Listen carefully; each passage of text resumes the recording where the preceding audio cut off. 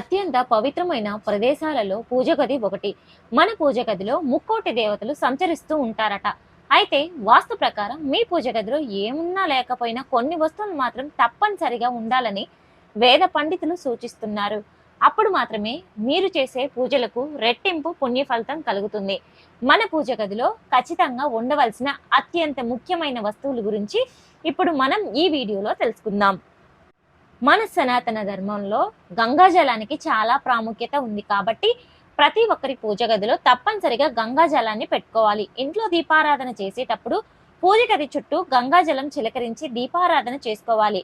అలాగే ప్రతి పౌర్ణమి రోజున మీ ఇల్లంతా గంగాజలాన్ని చిలకరిస్తే మీ ఇంట్లో ఉన్న దుష్ట శక్తులన్నీ తొలగిపోయి మీ ఇంట్లోకి వెంటనే లక్ష్మీదేవి అడుగు పెడుతుంది. ఇక ప్రతి ఒక్కరి పూజ గదిలో పసుపు కుంకుమను, గంధం, పొడి, అలాగే అక్షంతలు తప్పనిసరిగా ఉండాలి. ఇంట్లో పూజ పూర్తయిన తర్వాత దేవునికి నమస్కారం చేసుకొని పూజ గదిలో ఉన్న అక్షంతలు తలపై వేసుకుంటే దేవుని ఆశీర్వాదం ఖచ్చితంగా లభిస్తుంది. ఎంతో పవిత్రమైన పూజ గదిలో తప్పనిసరిగా స్వస్తిక్ గుర్తును వేసుకోవాలి. పసుపుతో స్వస్తిక్ గుర్తును వేసి కుంకుమ బొట్లు పెట్టాలి. పూజ గదిలో స్వస్తిక్ గుర్తు ఉంటేనే మీరు చేసే పూజలకు సరైన పుణ్య ఫలితం లభిస్తుంది. ఇక మన సంస్కృతి సాంప్రదాయాల్లో నెమలి పింఛానికి చాలా దైవశక్తి ఉంటుంది కాబట్టి మీ పూజ గదిలో నెమలి పింఛం పెట్టుకుంటే మీ ఇంటిపై ఎవరి దృష్టి పడకుండా ఉంటుంది. అలాగే మీ ఇంటి ఆదాయం కూడా విపరీతంగా పెరిగిపోతుంది. అయితే ప్రతిరోజు ఉదయం స్నానం చేసిన తర్వాత నెమలి పింఛంతో దేవునికి గాలి విసిరి నమస్కారం చేసుకోవాలి. ప్రతిరోజు దేవునికి ఇలా చేస్తే మీ కుటుంబంలో ఎలాంటి డబ్బులు సమస్యలు ఏర్పడకుండా చేపట్టిన పనుల్లో విజయాలు సాధిస్తారు. అలాగే దీపారాధన చేసే సమయంలో ఒక్కొక్క రాగి చెంబులో నీళ్లు పోసి మీ పూజ గదిలో పెట్టుకోవాలి. పూజ గదిలో నీటి కలశం ఉంటే సర్వదేవతల సంతృప్తి చెంది మన కోరికలన్నీ తప్పక తీరుస్తారని నమ్మకం. ఎవరైతే అప్పుల సమస్యలు బాధపడుతున్నారో అలాంటి వారు ఒక పసుపు రంగు వస్త్రంలో ముద్ద కర్పూరాన్ని మూటగట్టి మీ పూజ గదిలో ఉత్తర దిక్కులో పెట్టుకోవాలి. ప్రతిరోజు ఈ కర్పూరం మూటను ధూపం వేసి నమస్కారం చేసుకోవాలి. అప్పుల బాధలన్నీ వెంటనే తీరిపోయి విపరీతమైన ధనాకర్షణ సిద్ధిస్తుంది. మీ మనస్సులోని ఏదైనా కోరిక ఉంటే ఆ కోరిక అతి త్వరలోనే నెరవేరాలంటే నువ్వుల నూనెతో దీపారాధన చేసి దేవునికి నైవేద్యంగా ఎండు ద్రాక్షను నివేదించాలి. ఇలా దీపారాధన చేస్తూ ఉంటే మీ కోరిక ఖచ్చితంగా నెరవేరుతుంది. అలాగే ప్రతి ఒక్కరి పూజ గదిలో తప్పనిసరిగా శంఖం ఉండాలి. పూజ గదిలో శంఖం ఉంటే మీ ఇంట్లో ఎలాంటి సమస్యలు లేకుండా మీ కుటుంబం అంతా ఎల్లప్పుడూ సుఖ సంతోషాలతో జీవిస్తారు. ప్రతి గురువారం నాడు పూజ గదిలో ఉన్న శంఖానికి అభిషేకం చేసి నమస్కారం చేసుకుంటే కోరిన కోరికలన్నీ వెంటనే నెరవేరుతాయి. విష్ణుమూర్తి ఆశీర్వాదం మీ కుటుంబంపై ఎల్లవేళలా ఉంటుంది. మన హిందూ ధర్మశాస్త్రాల ప్రకారం గోమాతను దేవతగా పూజిస్తారు కాబట్టి గోమాతను పూజిస్తే 33 కోట్ల మంది దేవతలు పూజించినట్లే. గోపంచకాన్ని పూజ గదిలో పెట్టుకుంటే 33 కోట్ల మంది దేవతలు మీ ఇంటిని రక్షిస్తారు. అలాగే ఇంటిపై ఎల్లవేళలా లక్ష్మీదేవి అనుగ్రహం ఉంటుంది. ఇక మనలో చాలా మంది తాబేలును పూజిస్తూ ఉంటారు. తాబేలు సాక్షాత్తు విష్ణుమూర్తి స్వరూపం కాబట్టి ప్రతి ఒక్కరి పూజ గదిలో తప్పనిసరిగా తాబేలు విగ్రహం ఉండాలి. ఎవరి ఇంట్లో అయితే తాబేలు విగ్రహం ఉంటుందో వాళ్ళ ఇంట్లో సిరి సంపదలకు కొరత ఉండదు. తరచూ ఆర్థిక సమస్యలు అలాగే అప్పుల బాధలు పెరిగిపోతుంటే మీ పూజ గదిలో ఉన్న లక్ష్మీదేవి చిత్రపటం ముందు పసుపు కొమ్మను పెట్టాలి. పూజ గదిలో పసుపు కొమ్మలను పెట్టుకుంటే డబ్బు సమస్యలన్నీ నెల రోజుల్లోనే తీరిపోతాయి.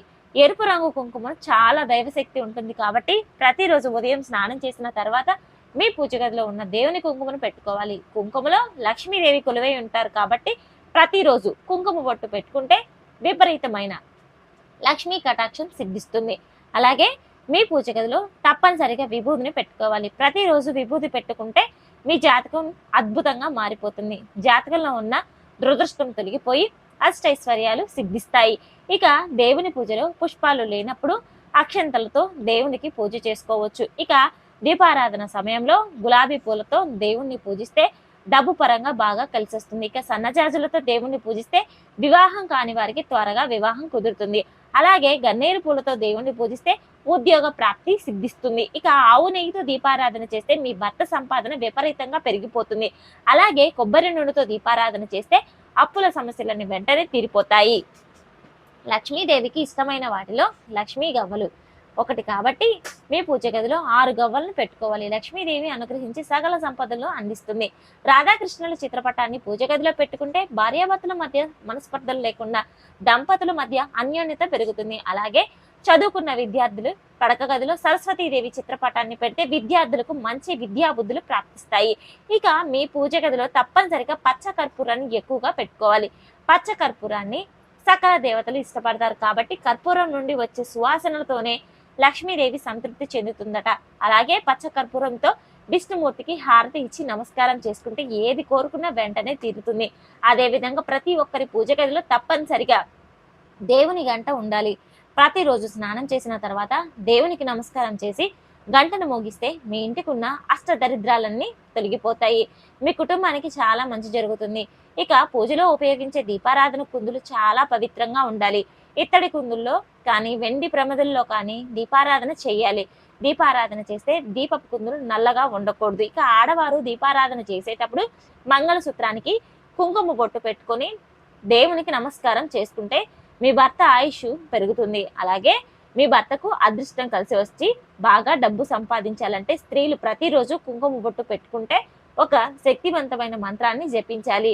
ఆ మంత్రం ఏమిటంటే ఓం సర్వేశ్వరి సర్వశక్తి స్వరూపిణి మహాకుటుంబ రక్షమాం కురు కురు స్వాహ. ప్రతిరోజు ఈ మంత్రాన్ని చదువుతూ కుంకుమ బొట్టు పెట్టుకుంటే మీ భర్తకు అదృష్టంతో పాటు ఐశ్వర్యం కలిసి వస్తుంది. ఇక ఇంట్లో దీపారాధన చేసేటప్పుడు దీపం ప్రమిద కింద 2 తమలపాకులను పెట్టి దీపారాధన చేస్తే మీ పూజలకు దేవతలందరూ సంతృప్తి చెందుతారు. అలాగే రావి ఆకు పైన నువ్వుల నూనెతో దీపాన్ని వెలిగిస్తే పూర్వజన్మ పాపాలన్నీ తొలగిపోయి కోటి జన్మల పుణ్య ఫలితం లభిస్తుంది. మనలో చాలా మంది పూజ గదిలో శివలింగాన్ని పెట్టుకుంటారు. అయితే తెలుపు రంగు శివలింగాన్ని మాత్రం పూజ గదిలో పెట్టుకోకూడదు. ఇంట్లో శివలింగం ఉంటే ప్రతిరోజు నీటితో అభిషేకం చేసి నైవేద్యం సమర్పించాలి. శివానుగ్రహం సులభంగా లభించి అఖండ ఐశ్వర్యం వెంటనే లభిస్తుంది. ఇక మనలో చాలా మంది పూజ కోసం తులసి దళాలను కోస్తూ ఉంటారు కదా. అయితే పూజలో ఉపయోగించే తులసి ఆకులను ఎట్టి పరిస్థితుల్లోనూ కూడా కింద పెట్టకూడదు. అలాగే మనకి చాలా మంది దేవుడి పూజ కోసం మార్కెట్లో పూలు కొనుక్కొని ఆ పూలను కవర్ని నేలపైన పెడుతూ ఉంటాం. నేలపైన పెట్టిన పూలను పూజకు ఉపయోగించకూడదు. మీ పూజ గదిలో భగవద్గీత, రామాయణం వంటి పవిత్రమైన గ్రంథాలను పెట్టుకుంటే ఎన్నో శుభ ఫలితాలు కలుగుతాయి. మీ కుటుంబం మొత్తానికి జ్ఞానం, శ్రేయస్సు, సంపూర్ణ ఆరోగ్య ప్రాప్తి కలుగుతుంది.